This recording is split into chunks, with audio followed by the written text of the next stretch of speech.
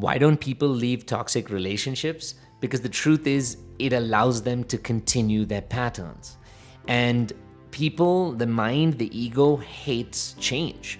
And so these toxic relationships, as bad as they are, allow each person to trigger the other person's wounded pattern continuously, even if it really hurts and destroys a person's self-worth. And as this need is being met and there's more love and affection being created, the energy of neediness starts coming down, the energy of desiring the other person to save them and everything starts coming down. So the avoidant starts to feel less of that anxious energy, which makes them start to feel safer in just showing up where they can be and gradually approaching a midpoint. I'm in a toxic relationship and I want to leave a toxic relationship. It isn't enough for me to just recognize what my partner is doing. It is very important for me to understand what am I doing which is keeping me in this relationship. All right, welcome everybody to episode number 6 of the Turning Wounds to Wisdom podcast. This episode is all about leaving toxic relationships. And I thought a bit about this topic because I recently put out on my social media, if you're not following me at the Inner Yats on Instagram, you should. But I put out a questionnaire for people to basically ask their questions that they wanted really answered in the podcast. And quite a few people brought up this topic around toxic relationships.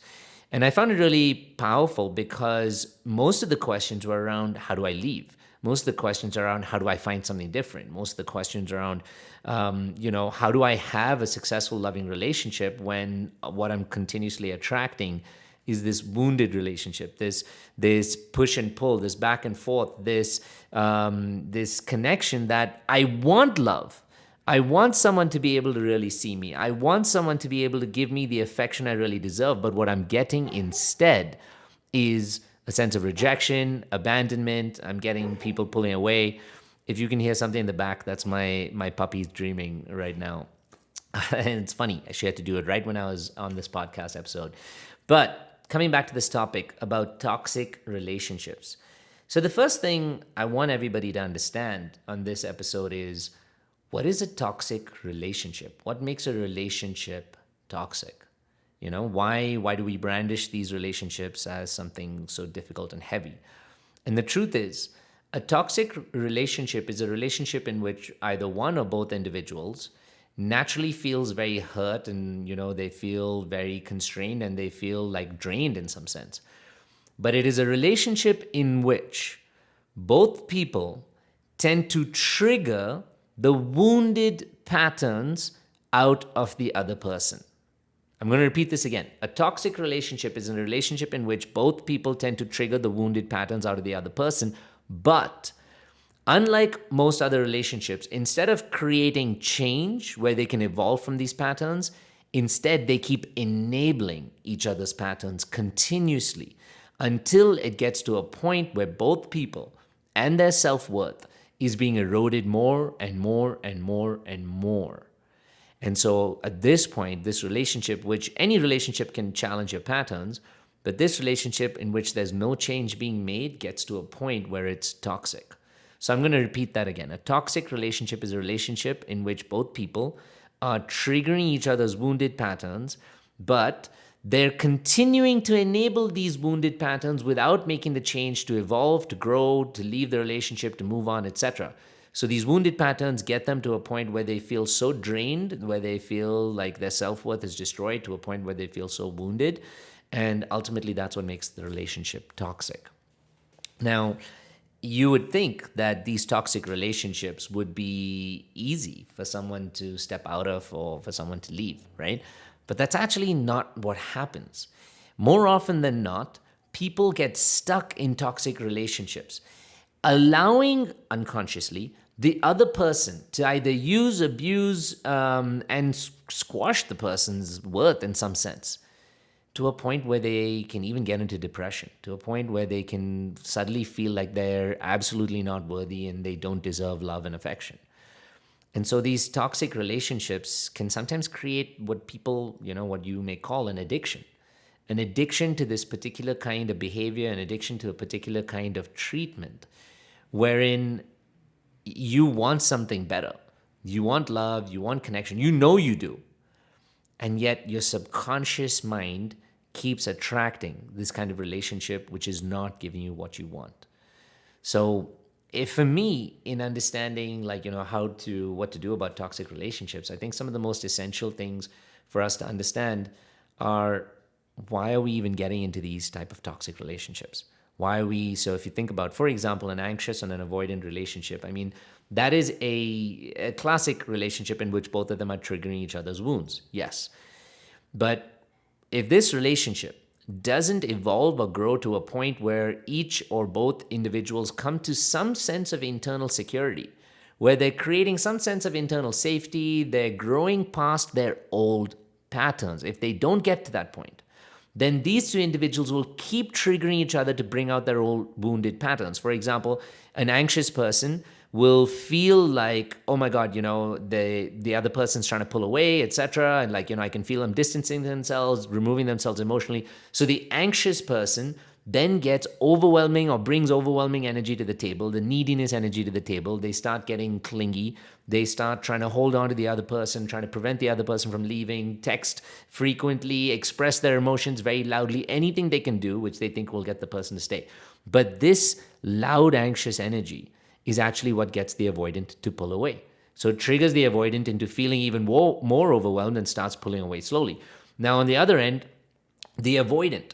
Now, when this happens and they're sensing like, okay, you know what, I need to pull away. This is too much for me. I don't have the emotional capability to be able to handle it. Then in that case, the anxious senses this person pulling away and therefore gets even more clingy. So in essence, it's like a wounded cycle that continues. And unless the cycle is broken or evolved, the toxicity will happen. Why? Because it'll get to a point where one of the partners may want to cheat. It may get to a point where one of the partners completely uses or completely abuses the other person, physically, emotionally, anything else. Like they blame, they shame. It can get to a point where this person completely ghosts or cuts off from another individual in any shape or form. Like there's so much that can happen within this dynamic of this cycle if change is not being made. And what is change? Change is really healing past a wounded pattern. Change is really about recognizing that where you are in this relationship, in this state of being, it's not working out for you. It's causing you more pain than good. And relationships are not designed, they're not supposed to do that. Relationships are not supposed to cause you more pain, more sadness, more wounding than good. They're designed to give you the love that you want. But you have to be able to do the work to push and to be able to move it in that direction to create that dynamic, to create that healthy back and forth, that healthy, loving dynamic. So, as I said, what creates the toxicity of the relationship is the inability of one or both parties to be able to change. Now, if you think about that anxious avoidant dynamic we just talked about, right? Now, imagine if one person in that dynamic said, you know what, this anxious energy is continuously pushing away my partner. I need to do something to create my own sense of safety so I'm not relying on them giving me the sense of safety, because clearly they're not, and they keep pulling away and they're not giving me the affection. So then this person starts to do their healing more and more. And this kind of healing, by the way, the most powerful version of healing you can do in this space is what we call reparenting or subconscious reprogramming. This is what we do at the INAYATS and our programs, especially in the Gauntlet. But when you do this kind of healing, this person starts to internally create more of a sense of safety, internally create more of a sense of validation, of love, of connection, whatever else. And so now their need of, love, affection, validation is not as extreme. They still have it, but it's not as extreme. And they're not targeting it continuously towards the avoidant because they're meeting this energy a little more. So now naturally, this neediness energy, this would come down, right? Because their need is kind of being met internally. They're creating the source for their own love and affection. And as this need is being met and there's more love and affection being created, the energy of neediness starts coming down. The energy of desiring the other person to save them and everything starts coming down. So the avoidant starts to feel less of that anxious energy, which makes them start to feel safer in just showing up where they can be and gradually approaching a midpoint. So, in essence, what I'm saying is the security of the anxious attachment in this stage, of where they're starting to grow and create more security, is not only what has broken the toxicity of the cycle and prevents it from getting to a toxic space, but it has also created more safety for the opposite partner, in this case, the avoidant, to come closer to the midpoint. So, what's so amazing about relationships, and I hope that everybody understands this out there, is that one person's healing can automatically, unconsciously influence and create another person's healing. It's so beautiful because when one person learns to create their own healing, creates a more grounded, loving version of themselves, then two things happen. They either leave the relationship, or the other person in that situation, if they can see potential with them, starts to evolve. And the other person starts to feel safer within their patterns because they're not triggering the same thing. If you inverse the dynamic, right? Let's say the avoidant, who is out of touch with their own emotions, hides, shames, and judges them because that's what they learned in their childhood, that their emotions weren't valuable, that emotional connection and intensity is too much, so they run away. If they start to create that sense of safety within their nervous system, if they start to be able to create love and validation for themselves, which means they start to allow more expression for themselves within themselves, more self-expression, then they start to get more in touch with their emotions. So now, when they're in a relationship, the next time they have something that they're going through, they won't run away and hide. They maybe start to talk about it just a little bit. That gives the anxious person the sense of feeling needed, wanted, connected with, because there's connection going on. There's, back and forth. There's someone is sharing something with you. So they start to feel loved. In essence, also, as they go through, the avoidance starts to create more of that holding space for themselves. They start to realize how to hold space for somebody else. So now when the anxious person brings any energy to the table, the avoidant doesn't feel like running. They're like, oh, this is not as emotionally intense as it used to be because I am creating emotional security for myself. So I'm getting more in touch with my emotions. And this is just bringing up more energy on a similar spectrum. It's not pushing me away. It's actually not as loud as I thought it was. And then the anxious starts to feel more safe and secure. So then the anxious person's anxiety starts to come down and they start to feel more of a sense of safety, more of a regulation and grounding. And then they start to recognize that, okay, I don't need to be so loud in my emotions because this person can hear me now, right? The reason they're being so loud and needy is because the other person cannot see or hear them. And so when they start to recognize that the other person is sensing, seeing, or hearing them, then they themselves start to become less needy. They start to feel safer, conflict feels less threatening, the wounds start to settle. This is the power of what co-regulation can do. Co-regulation is the ability of how one human being or multiple human beings can create a sense of healing and safety within another by creating that within themselves. It's incredible, the balance that we can create within. That's why relationships feel so amazing, is because when we're with someone else, we can feel such a strong sense of love, such a strong sense of connection. And that connection makes us feel safe. It can even, research shows that it heals wounds, everything else. And so that's how the co-regulation in safer relationships, very important here, co-regulation in safer relationships in which one or the other partner is striving towards a sense of growth and healing and regulation, can create so much healing overall for both partners. So that's the essence for me of what I was telling you about what toxic relationships are. And I had a really beautiful question. I'm actually going to pull up some questions right now to answer, which I found on my Instagram. So let's take a sip of water here, hydrate, get my voice ready for you. All right. And one of the questions that I got was, how do you leave toxic relationships and put your needs first, even if you feel your needs don't matter? Now, based off of what I was telling you just now, right? Based off the value of what I just shared with you, that a toxic relationship is where is a relationship in which both people trigger each other's wounded mechanisms, their wounded patterns, right? If that is what makes a toxic, and it continues until obviously, it creates a huge strain on the relationship.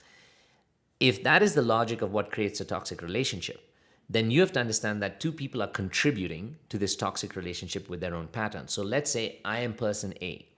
I'm in a toxic relationship. and I want to leave a toxic relationship, it isn't enough for me to just recognize what my partner is doing. It is very important for me to understand what am I doing which is keeping me in this relationship. So, in this question, how do you leave toxic relationships and put your needs first?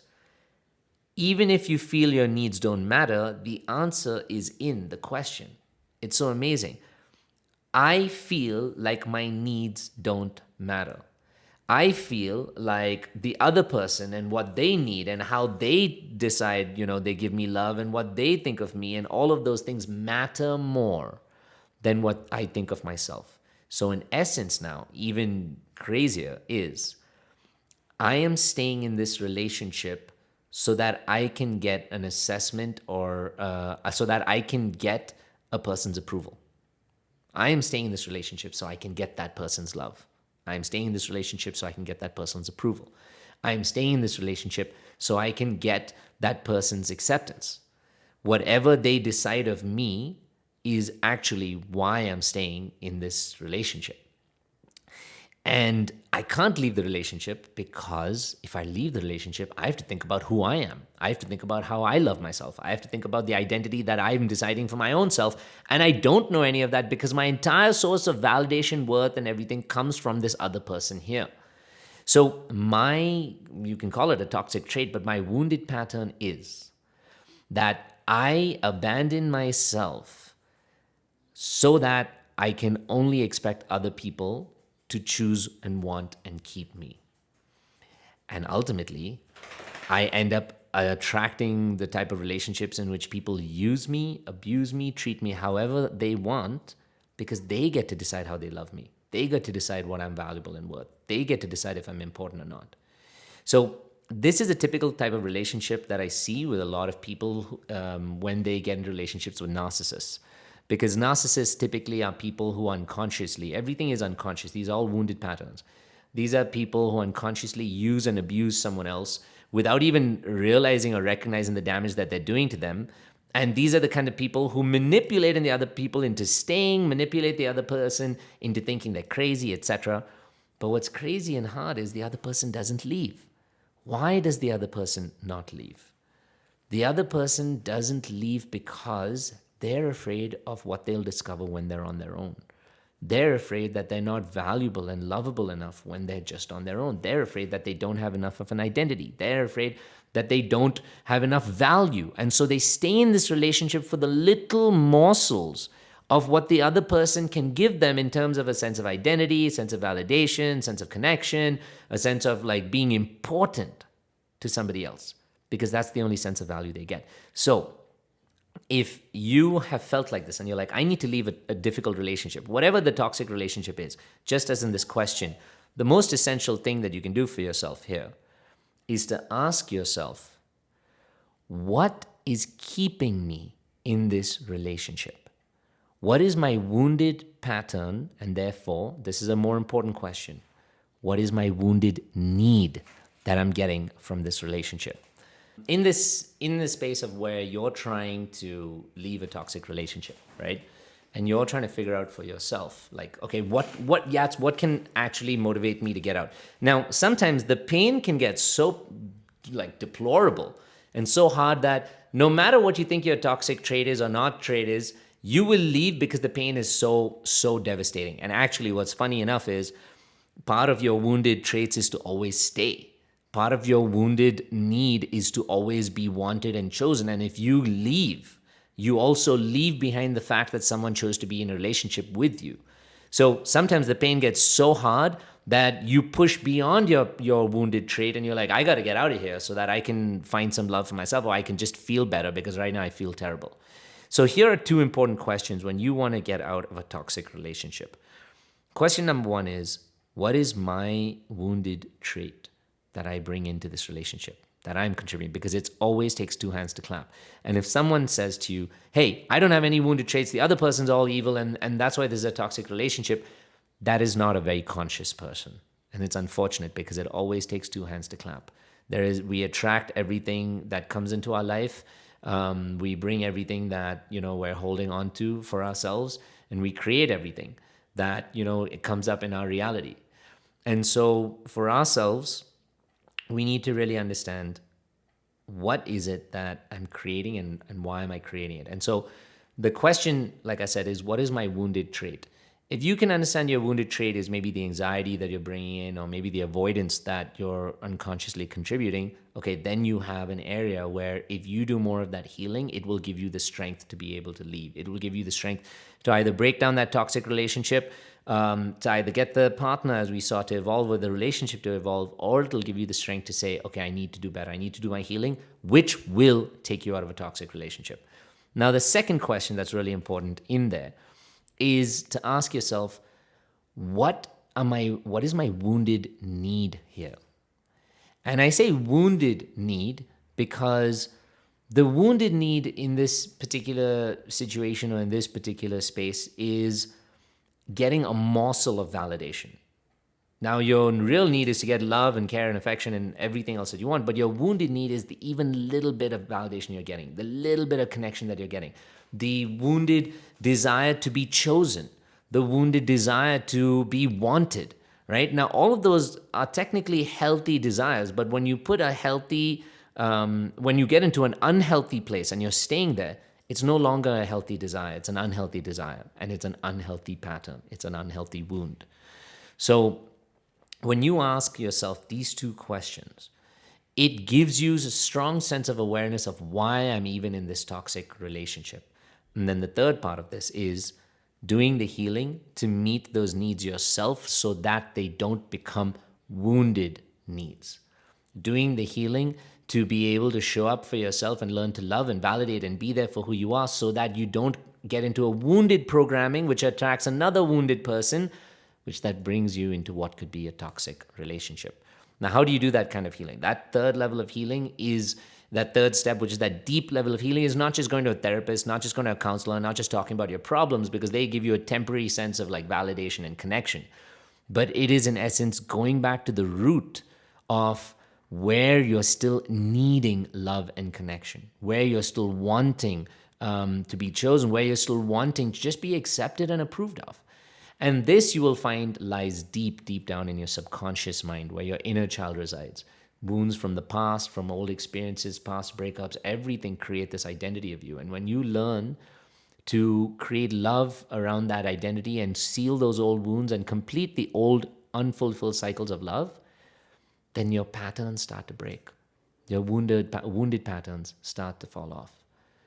And you start to become more of who you really were designed to be.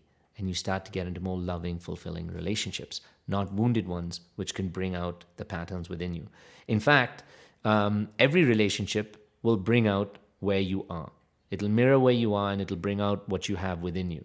And so if you have wounded patterns, then any relationship you get in will continuously bring out those wounded patterns. But if you are seeing yourself with love and affection and connection, boundaries even for yourself, healing old wounds, then you will attract a relationship that continuously brings that into your life. And that's what becomes tremendously powerful. So the next question that I have is, this is a nice question as well. I can't tell anymore out of the 100 men that approach me, which are good to pursue or bad. How do I tell the difference? I mean, this is a really good question because, again, this kind of prevents you from getting into that toxic relationship, right? You're looking at it as a stage before the toxic relationship even happens, wherein, okay, I can see something, Yats, but I'm not sure if this is going to go down the best road or not.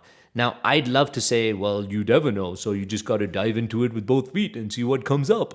But that's not actually the truth. And here's why. Because if you are, like I said, if you're existing in a wounded state with the wounded patterns or like the wounded desires within you, almost always the relationships you will attract will bring out those wounded patterns, because this is the law of attraction, the law of connection. It's actually confirmation bias within your brain, which means what my brain believes, it will try to prove true.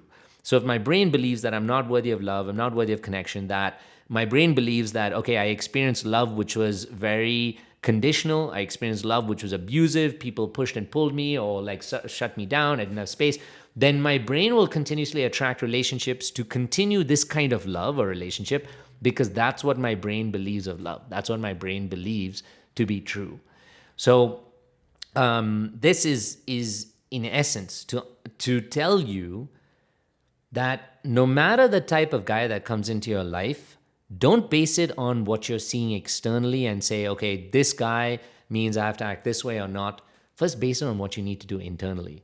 Use the external world, the relationships you've gone through, as a reflection of where you still need the healing. For example, if you found a relationship with, you may call it a good guy, bad guy, whatever, but it's triggering your anxious patterns because that guy's pulling away, that guy's like, doing all kinds of other stuff, giving other women attention, any of those other things, which, are not very healthy traits, and it's making you feel anxious, then that's what you need to work on first. Don't just focus on the other person. Focus on, okay, why am I feeling this sense of anxiety? It's because I'm not like feeling a sense of love. I'm not being taken care of. Where do I need to show up for myself? How do I need to learn to love myself? How do I need to choose, accept, and validate myself? And when you do all of that for yourself, and you learn how to show up and love and validate yourself, you'll recognize that you're no longer attracted to those men who bring out the old wounded patterns. So out of 100 guys who show up for you, now you've literally eliminated 70 who were your old wounded ways. Why? Because as you do your healing, as you break past those old patterns, as you break past those old wounded needs because you're meeting yourself with new loving needs, you no longer need someone to complete that old wounded cycle that you used to be in, right? You no longer need to continue someone who triggers that old pattern because that pattern doesn't exist within you. So now you attract a different quality of men. This is, in my opinion, true power in someone's life. And not just saying, how do I know who's a good or a bad person that's coming into my life, but saying, I will put myself into the best position for me, in the most like strong, powerful, loving position, so that I'm only going to attract the relationships that support me and not the relationships that I'm wounded with. And when you get into that relationship, let's say you attract a new partner because you're evolving, that's also not going to be perfect. There is no design of perfection. As human beings, we're designed to grow. And so that relationship also that you will attract, you'll notice that little things come up for you. Maybe little fears, little anxieties, little avoidancy, whatever comes up. If you tackle that in that moment and recognize, okay, this is an opportunity for me to do the healing, this is an opportunity for me to show up for myself, this is an opportunity for me to be there for me, and to recognize what I need to do for my own nervous system, for my own healing, my own inner child, then you will start nipping that pattern even as it shows up. Think about it this way. If a car is rolling down a hill, right? And you started, as soon as the car rolls, you just like throw a stone in front of the tire, whatever else, or you put something in front of the car. As soon as it starts, it's much easier to stop the car. So then the car stops at that point. But now let's say the car's rolling all the way down the hill, and at this point, suddenly halfway down the hill, you're like, shit, I need to get the car to stop. If you jump in front of it or you put a stone or something, the car's going to just run over you, crush the stone, whatever else, because there's too much momentum to stop. This is why one of my favorite things to do in my own life is notice that when the small things that come up that dysregulate me, that challenge me, that bring out my old patterns, I like to take care of it right there. I don't want to stretch it out and say, okay, let me take care of it later, or let's see what happens, because inadvertently it always leads to some dysfunctionality. And then it's much harder at that point to be able to do something. So for you to be the best assessor of like, how do you know which of the good men or the good women come into your life? You must be the most loving, or at least a more loving, grounded version of you. And then you will make a much better choice from then where you are in that moment. Because you will unconsciously push away and repel the people who are not good for you and for where you are. This is what I've done and practiced in my own life, and it's why I have such a beautiful, loving relationship also with my wife that I've manifested. And it didn't just fall into my lap. It's something that took me practice to get to. Okay, one more question, and that question is, how do I fully let go of a situationship that makes me feel sad about myself? It's been off and on, of course, because that's what a situationship is. At the Inner Yats, we like to call them situationships because, in my opinion, and pardon the French, these are shitty relationships that aren't supporting you. They are dysfunctional relationships in which one person doesn't know how to truly validate and honor their own needs, like I said, the healthy needs, and so they just keep abandoning themselves to the other person who basically doesn't even know their own needs, so they're also just playing around. And they're putting their feet into many different baskets because they don't really want to commit to anything. And so the person number one really actually wants love deep down inside, but they don't know how to honor their own needs. They don't know the value of their own love and connection. And so they basically just give themselves up. They abandon themselves to somebody else who's going to use them because that other person isn't in a position to really give healthy love either. I'll repeat this again. In a situationship, it's one person who doesn't really know how to receive healthy love, who abandons themselves for somebody else who doesn't really know how to give healthy love. I'm going to actually take a moment to write that down for myself because this helps me create some content for myself. But what's really important about this is to recognize if you want to leave a situationship, you have to see, okay, what is my real need? What do I really want from a relationship? Ask yourself, am I honoring what I want in this relationship, or am I abandoning what I really want? Am I getting what I need or not? And most people who settle for situationships are at a point in their life where their self-worth is hurting, where their self-worth is lower, and so they're settling for the little morsels that somebody's giving them, just a little amount of affection, the one text, after not texting you for a while, and then you're like, oh, okay, this feels good, and then it comes back, and then again it pulls out and leaves. And no person should have to put their nervous system through that. You put your nervous system through that, your nervous system now completely feels abandoned, dysregulated, feels unsafe, feels triggered, feels challenged. It feels like it's in a hole. And it can't trust you either because now it feels like you're not making the decision to love and validate your nervous system. So to leave a situationship, in my opinion, situationships are already toxic. And to leave a situationship, you have to do the same thing that I talked about before. You have to recognize, what is my wounded trait here? My wounded trait here is that I'm abandoning myself for the little morsels of love that somebody else is giving me. What is my wounded need? My wounded need, or what I'm getting, is just little morsels of love, like little bits of connection, just occasional, good sex, which makes me feel really validated and pulls away. I'm not getting healthy commitment. I'm not getting healthy love. Another question that could be helpful for you to leave is, what are my real needs in a relationship, and are they being met? And when you write this down, what are my real needs in this relationship or in a relationship, and are they being met? You will see that your needs are not being met. And if you can, in that position, get help, regulate your nervous system so you create safety because your nervous system is already dysregulated and feeling threatened. Regulate your nervous system, create safety, create a sense of self-love and connection within you, validation for who you are. Go through a reparenting program or a subconscious healing program, like at the Inner Yats, like what we do in the Gauntlet. If you go through that kind of work where you start to sense your own value, you start to see your own needs, you start to learn to meet your own needs, because then you're meeting your inner child's needs. Then you're meeting the needs of your past self that were never met. Then you're meeting the love and the validation and connection that you always wanted when you were younger, but that you never received. When you do that, you do what we call in therapeutic process, you complete your cycle of love. Because in essence, as adults, all of the relationships that we're in which are wounded or hurt are us basically repeating an unfulfilled cycle of love, an incomplete cycle of love, hoping that the next person and the next person and the next relationship can complete that cycle of love, but they never do. And this cycle of love originated when we were our youngest, when we were really young, because that's what creates the ideas in the subconscious mind, the opinions in the subconscious mind. And then the rest of our lives is basically an enactment of the story through different breakups, through different heartbreaks. We just give more and more and more fuel to this wounded cycle of love, and this wounded incomplete element grows bigger and bigger and bigger, and now we want even more and more and more desperately for somebody else to jump in and to heal it and to soothe it and to give us that love. But it never happens that way, because you have to learn to complete that wounded part of your cycle of love, and then you'll notice that the rest of the cycle becomes so beautiful.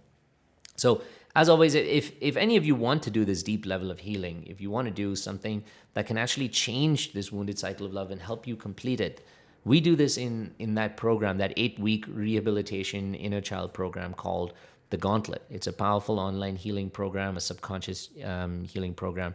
If you really want the guidance and support in it, feel free to send me a message. Send a message or send an email to me at yats@theinneryats, or you can send a message to me on Instagram. And I'm putting this out there because I want people to get the kind of healing that changed my life. I had to learn to do this for myself. I learned it from so many practitioners around the world, yogis in India, everywhere, to be able to get to this point of where I could learn to see my value, see where my wounds are, see where my patterns come up, and learn to show up for myself so that those things don't grow big enough that they sabotage my life. And when I learned to do that for myself, it absolutely changed my life. And now I love being accountable and responsible for myself. So I don't find myself in unhealthy relationships, unhealthy friendships. I'm trying to think of the last time I was in a toxic relationship or friendship that wore me down. And I haven't, because this kind of healing has helped me stay accountable to my highest standards. And that's what I want for you as well. So that's the truth of how you can leave toxic relationships, how you won't attract any more toxic relationships. So I hope you enjoyed this episode. Please, if you think this can help someone, also share this episode with somebody. It may give them insight, guidance, share it with your family, your friends, anyone who you think can learn from this and make a huge and a real change in their lives. So I love you all. I hope you all are continuing to show up for yourselves. Stay tuned for the next episode that's going to come out next week. It's going to be interesting again, going to provide you a lot of value and essence. And adios.